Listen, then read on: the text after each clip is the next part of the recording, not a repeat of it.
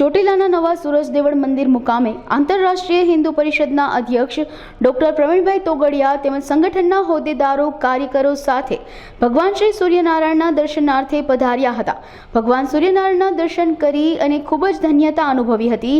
સાથે જ તેમણે જણાવ્યું હતું કે હું પણ સૂર્યનો ઉપાસક છું અને દરરોજ ભગવાન સૂર્યનારાયણની ઉપાસના વર્ષોથી કરતો આવ્યો છું। સૂર્યદેવની રોજ ઉપાસના આરાધના કરવાથી શરીરમાં એક અલૌકિક શક્તિ અને ઉર્જા उत्पन्न થાય છે, જેને આત્મબળ કહેવાય। આદિકાળથી સૂર્ય ઉપાસનાનું ખૂબ જ મહત્વ રહેલું છે। અનેક દેશોમાં અને અનેક જ્ઞાતિઓ સૂર્ય ઉપાસના સાથે જોડાયેલા હતા।